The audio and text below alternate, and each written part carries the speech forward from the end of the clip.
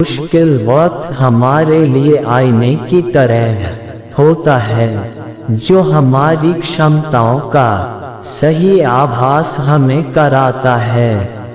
हर समस्या का हल है नाम लो कृष्ण का, इस नाम में ही बहुत बल है। प्रेम का अर्थ विवाह करना नहीं होता, बल्कि पूरी निष्ठा के साथ समर्पण करना होता है। प्रेम में कोई वियोग नहीं होता, प्रेम ही अंतिम योग है, अंतिम मिलन है। विश्वास का उत्तम उदाहरण अर्थात अर्जुन ने 10 लाख सेना का त्याग करके श्री कृष्ण को चुना। अपने सबसे खास से धोखा खाने के बाद लोग चाहकर भी किसी पर संपूर्ण भरोसा नहीं कर पाते, यही सत्य है। जिंदगी में 2 लोगों का होना बहुत जरूरी है, एक कृष्ण जो ना लड़े फिर भी जीत पक्की कर दे, दूसरा कर्ण जो हार सामने हो फिर भी साथ ना छोड़े। जिस व्यक्ति को आपकी कदर नहीं, उसके साथ खड़े रहने से अच्छा आप अकेले रहें। अहंकार तब उत्पन्न होता है जब हम भूल जाते हैं कि प्रशंसा हमारी नहीं हमारे गुणों की हो रही है। श्री कृष्ण ने कहा है, अगर तुम्हें किसी ने दुखी किया है तो बुरा मत मानना। लोग उसी पेड़ पर पत्थर मारते हैं जिस पेड़ पर ज्यादा मीठे फल होते हैं। सेहत के लिए योग और किसी की जरूरत पर सहयोग, दोनों से ही जीवन बदलता है। जो हुआ वह अच्छा हुआ, जो हो रहा है वह अच्छा हो रहा है, जो होगा वह भी अच्छा ही होगा। तुम भूख का पश्चाताप न करो, भविष्य की चिंता न करो। वर्तमान चल रहा है, व्यक्ति जो चाहे बन सकता है यदि विश्वास के साथ इच्छित वस्तु पर लगातार चिंतन करे। ये सच बात है कि भूल करके इंसान कुछ सीखता है, परंतु इसका यह मतलब नहीं कि वह जीवन भर भूल करता रहे और कहे कि हम सीख रहे हैं। जो रास्ता ईश्वर ने आपके लिए खोला है उसे कभी भी कोई बंद नहीं कर सकता। जब आप दूसरों के लिए अच्छा चाहते हैं तो वही अच्छी चीजें आपके जीवन में वापस आती है। यही प्रकृति का नियम है। निर्बलता अवश्य ईश्वर देता है, परंतु मर्यादा मनुष्य का मन खुद निर्माण करता है। धर्म केवल रास्ता दिखाता है, लेकिन मंजिल तक तो कर्म ही पहुंचाता है। सदैव सदैव करने वाले व्यक्ति के लिए प्रसन्नता ना इस लोक में है ना ही कहीं और है। इंसान के परिचय की शुरुआत भले ही उसके चेहरे से होती होगी, लेकिन उसकी संपूर्ण पहचान तो वाणी से होती है। जिंदगी में कभी भी अपने किसी हुनर पर घमंड मत करना, क्योंकि पत्थर जब पानी में गिरता है तो अपने ही वजन से डूब जाता है।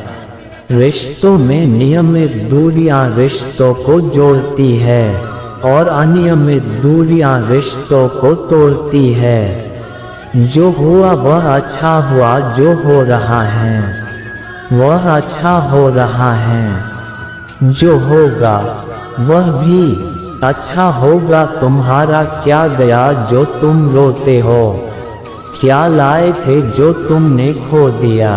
तुमने क्या पैदा किया जो नष्ट हो गया?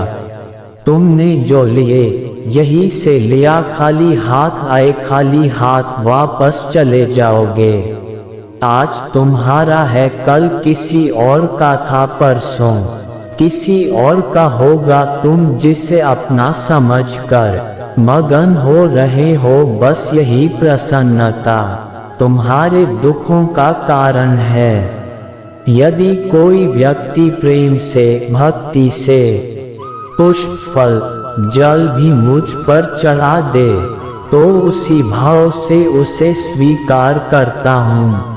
वह मेरा प्रिय भक्त होता है। कर्म का धर्म से अधिक महत्व है, क्योंकि धर्म करके भगवान से मांगना पड़ता है, पर कर्म करने पर भगवान स्वयं फल देता है। कर्म का फल व्यक्ति को उसी तरह ढूंढ लेता है, जैसे कोई बछड़ा सैकड़ों गायों के बीच अपनी मां को ढूंढ लेता है। किसी को अपने कर्तव्यों से मुख नहीं मोड़ना चाहिए, चाहे उसे इसमें हार दिखाई देती हो। हर काम, हर गतिविधि दोषों से घिरी होती है, जैसे आग धुएं से घिरी होती है। जो मिल रहा है तुम्हें, वही तुम्हारे लिए बेहतर है।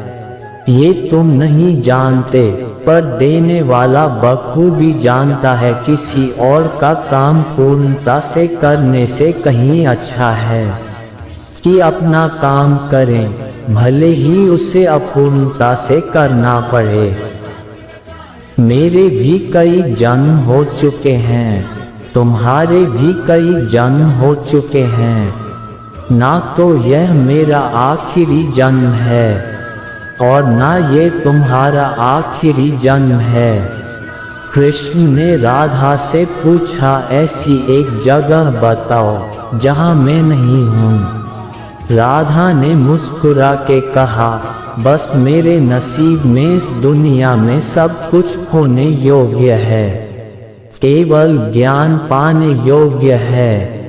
इच्छाओं का त्याग करना ही खुशी का सबसे बड़ा कारण। इंसान के बर्बाद होने के 6 कारण हैं: नींद, गुस्सा, डर, थकान, आलस्य और काम टालने की आदत। जब तकलीफ हो जीने में, तो श्री कृष्ण को बसा लो सीने में। रोशन है मेरी दुनिया तेरी पनाहों में, मुझे सारी उम्र रखना अपनी निगाहों में। प्रबुद्ध व्यक्ति सिवाय ईश्वर के किसी और पर निर्भर नहीं होता। ज्यादा हंसने और बोलने वाला व्यक्ति अगर चुप हो जाए तो मान लेना वह भीतर से टूट चुका है।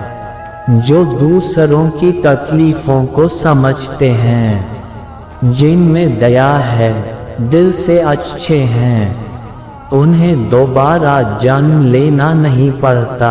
जन्म लेने वाले की मृत्यु निश्चित है और मरने वाले का जन्म निश्चित है। इसलिए जो अटल है, अपरिहार्य है, उसके विषय में तुमको शोक नहीं करना चाहिए।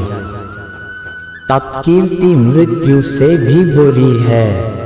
नरक के 3 द्वार होते हैं: वासना, क्रोध और लालच। परमात्मा को प्राप्ति के इच्छुक ब्रह्मचर्य का पालन करते हैं। एक ज्ञानवान व्यक्ति कभी भी कामुक सुख में आनंद नहीं लेता। कोई भी इंसान जन्म से नहीं बल्कि अपने कर्मों से महान बनता है। प्रबुद्ध व्यक्ति के लिए गंदगी का ढेर, पत्थर और सोना सभी समान हैं। कर्म मुझे बांधता नहीं, क्योंकि मुझे कर्म के प्रतिफल की कोई इच्छा नहीं। जिस प्रकार अग्नि स्वर्ण को परखती है, उसी प्रकार संकट वीर पुरुषों को समय से पहले और भाग्य से अधिक कभी किसी को कुछ नहीं मिलता है। कर्म के बिना फल की अभिलाषा करना व्यक्ति की सबसे बड़ी मूर्खता है। ये सृष्टि कर्म क्षेत्र है, बिना कर्म किए यहाँ कुछ भी हासिल नहीं हो सकता। जो मन को नियंत्रित नहीं करते उनके लिए वह शत्रु के समान कार्य करता है। जो दान बिना सत्कार के कुपात्र को दिया जाता है वह तमस दान कहलाता है। अपने अनिवार्य कार्य करो, क्योंकि वास्तव में कार्य करना निष्क्रियता से बेहतर है। सदैव संदेह करने वाले व्यक्ति के लिए प्रसन्नता ना इस लोक में है ना ही कहीं और। फल की अभिलाषा छोड़कर कर्म करने वाला पुरुष ही अपने जीवन को सफल बनाता है। जो हुआ वह अच्छा हुआ, जो हो रहा है वह अच्छा हो रहा है, जो होगा वो भी अच्छा ही होगा। मेरा तेरा, छोटा बड़ा, अपना पराया, मन से मिटा दो, फिर सब तुम्हारा है और तुम सबके हो। मन की गतिविधियों, होश, श्वास और भावनाओं के माध्यम से भगवान की शक्ति सदा तुम्हारे साथ है। धरती पर जिस प्रकार मौसम में बदलाव आता है, उसी प्रकार जीवन में भी सुख दुख आता जाता रहता है। लोग आपके अपमान के बारे में हमेशा बात करेंगे। सम्मानित व्यक्ति के लिए अपमान मृत्यु से भी बदतर है। आत्मज्ञान की तलवार से अपने हृदय से अज्ञान के संदेह को काटकर अलग कर दो। उठो, अनुशासित रहो। सफलता जिस ताले में बंद रहती है वह 2 चाबियों से खुलती है, एक कठिन परिश्रम और दूसरा दृढ़ संकल्प। मैं भूतकाल, वर्तमान और भविष्य काल के सभी जीवों को जानता हूँ, लेकिन वास्तविकता में मुझे कोई नहीं जानता है। जो दान कर्तव्य समझकर बिना किसी संकोच के किसी जरूरतमंद व्यक्ति को दिया जाए वह सात्विक माना जाता है।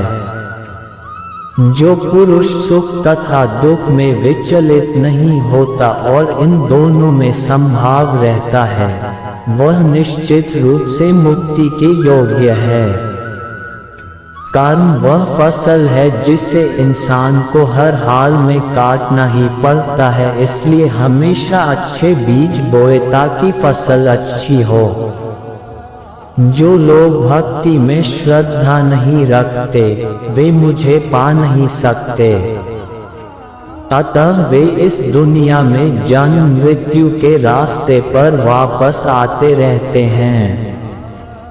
मैं धरती की मधुर सुगंध हूँ, मैं अग्नि की ऊष्मा हूँ, सभी जीवित प्राणियों का जीवन और सन्यासियों का आत्मसंयम भी मैं ही हूँ।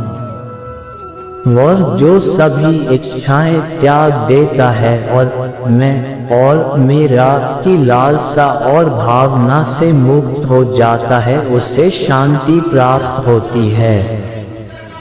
मेरे लिए ना कोई घृणित है ना प्रिय, किंतु जो व्यक्ति भक्ति के साथ मेरी पूजा करते हैं वो मेरे साथ हैं और मैं भी उनके साथ हूँ। मनुष्य को जीवन की चुनौतियों से भागना नहीं चाहिए और न ही भाग्य और ईश्वर की इच्छा जैसे बहानों का प्रयोग करना चाहिए।